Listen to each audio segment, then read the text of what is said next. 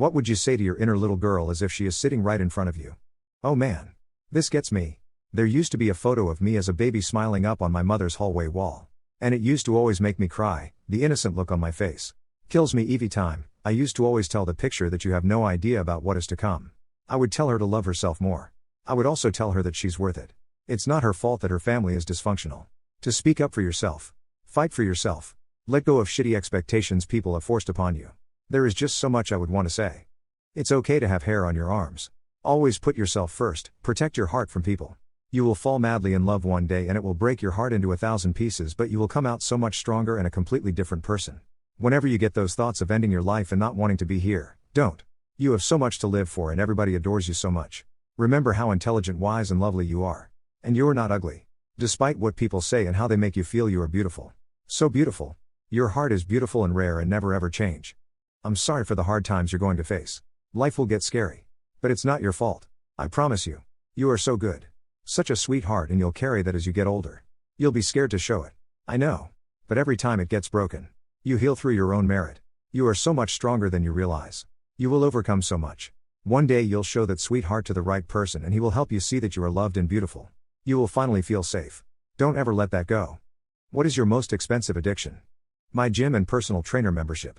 I need them for my health and to combat my type 2 diabetes, but they ain't cheap and I really feel awful if I miss a week's workout. Vape liquid/nicotine, looking to reach 0 milligrams this year and quit nicotine altogether. Wish me luck. As someone poor. Pomegranates. I have a shop on the way to my office that have pomegranates larger than softballs. But they're $5 a piece. So I only buy them when all my other bills and expenses and shopping is done. Rinsing one. Putting all the ruby seeds in a bowl and eating them with a tablespoon is just heaven.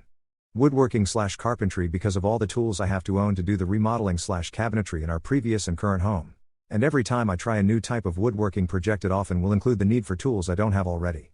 Climbing. I just booked a $2,000 climbing trip and the gym membership alone is $1,000 a year. Ropes and crash pads are a couple $100. Shoes a few hundred every few months.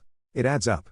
I honestly don't think I could tell you whether I've spent more on books or guns and ammunition in the last few years. It really could go either way. Buying in bulk helps in both cases. Though. Pens. I'm not talking Montblancs. I first bought 3 brass pens during the pandemic because of their natural antimicrobial properties. Severe health issues. I was paranoid. Fell in love with the bolt action ones. Started buying more. Copper ones. Aluminum. Steel and titanium. Bought a nice leather tool roll to hold them. I grab a new pen about once a month or so. It's not much, but I'm also kinda living paycheck to paycheck, so it feels like an extravagance. Little dopamine hit from treating yourself helps. What industry do you hope won't exist in 10 years? Ever watch How's It's Made and there's this complicated ass machine literally piecing together and building some kind of complicated product. There are arms grabbing. And lasers cutting. Belts moving things. And just miracle after miracle of modern automation. Then there's this dude who moves the finished product into a box and slaps a label on. And the viewer wonders why the fuck did they need a person to do that lousy step? That job doesn't stand a chance. The troubled teen industry. Look up Nexpo's video on Elon School and you'll see what I mean. Abusing minors for money shouldn't be an industry. Sex trafficking. Modeling, I know it will exist for many years to come, but it's a dangerous job. I think women and men getting naked and getting dressed in front of old fat creeps, it's just weird and disgusting. Pharmacy benefit managers, PBMs. Look them up. They're basically blood-sucking middlemen that sit between hospitals and health insurers. Supposedly created to control prescription drug costs and manage formularies. But they actually drive prices up.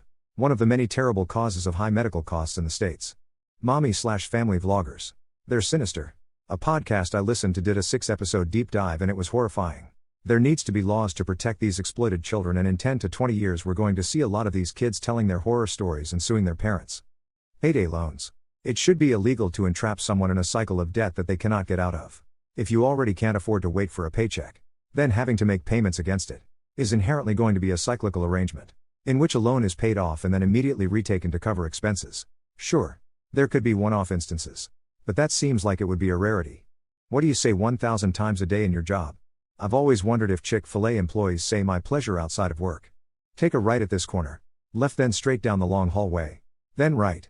Fuck, goddamn, who is this dumb fuck? Jesus Christ, why are we still here? Scheisse, German for shit. And if a customer hears me say it, I can play it off as something else. If you could just stay on the line for the 2-minute survey. Oh, they hung up already in quat. Can you tell me what city you are currently in? Building? Can you tell me your name? Social security number? Can you tell me what year it is? The full date?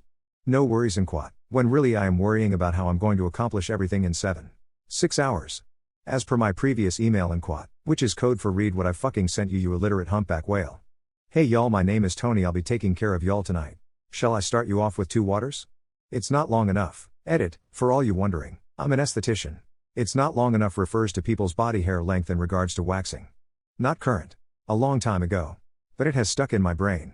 Hi. Have you received your free portrait from Gimbals ? And quat. I was raised Christian. But one of my first jobs was working front desk at a Jewish nonprofit. I would answer the phones to screen and direct calls. And I had a very specific greeting that I had to say every time. One night I was home visiting my parents. We all sit down for dinner. And my mom asks me to say the blessing. My one brain cell searches for the rote blessing I've said thousands of times. We all join hands. And I confidently say Shalom. Jewish Federation. My name is _ how can I help you ? And quat.